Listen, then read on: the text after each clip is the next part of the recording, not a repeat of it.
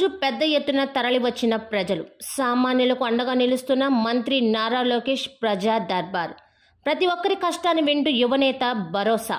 YCP ration మాఫియాపై చర్యలు తీసుకోవాలంటూ పక్షవాతంతో బాధపడుతున్న తనకు వృద్ధాప్య పెన్షన్ మంజూరు చేయాలని మంగళగిరికి చెందిన సిహెచ్ శంకర్రావు నారా లోకేష్ను కలిసి విజ్ఞప్తి చేశారు. అనారోగ్యంతో బాధపడుతున్న తమకు ఎలాంటి ఆధారం లేదని, ఆర్థిక సాయం చేసి ఆదుకోవాలని చిన్నకాకానికి చెందిన బి పొట్లమ్మ కోరారు. దివ్యాంగురాలైన తనకు ఉద్యోగ అవకాశం కల్పించాలని చిన్నకాకానికి చెందిన గౌసియా బేగం విజ్ఞప్తి చేశారు. సమగ్ర శిక్షలో పనిచేస్తున్న కాంట్రాక్ట్ అవుట్సోర్సింగ్ సిబ్బందిని క్రమబద్ధీకరించాలని మంగళగిరికి చెందిన ఉద్యోగులు కోరారు.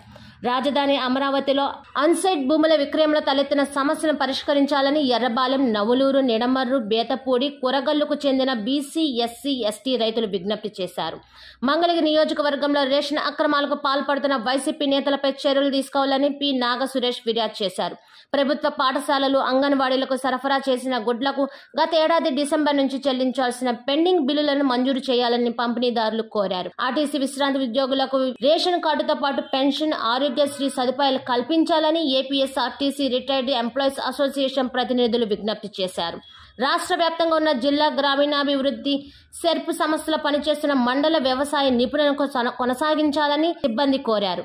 విద్యారంగం బలోపేతం కోసం ప్రాథమిక పాఠశాలను కాపాడాలని, ఉపాధ్యాయ విద్యారంగ సమస్యలను పరిష్కరించాలని తెలుగునాడు ఉపాధ్యాయ సంఘం ప్రతినిధులు మంత్రి లోకేష్ను కలిసి విజ్ఞప్తి చేశారు.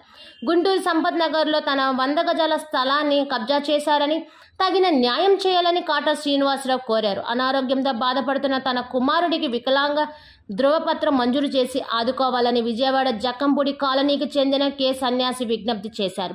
క్యాన్సర్తో మంచానికే పరిమితమైన తనకు పెన్షన్ మంజూరు చేయాలని ఏలూరు జిల్లా చిత్తవూరుకు చెందిన మామిళ్లపల్లి పరమేశ్వరరావు విజ్ఞప్తి చేశారు. ఆయా విజ్ఞప్తులను పరిశీలించిన మంత్రి నారా లోకేష్ సమస్యల పరిష్కారానికి కృషి చేస్తానని భరోసా ఇచ్చారు. రాష్ట్రంలో కూటమి అఖండ విజయం సాధించడంపై ఎర్రబాలెంకు చెందిన మహిళా రైతులు గ్రామ దేవతలకు మొక్కులు చెల్లించుకున్నారు. అనంతరం ఉండవల్లిలో నివాసంలో మంత్రి లోకేష్ కలిసి అభినందనలు తెలిపారు.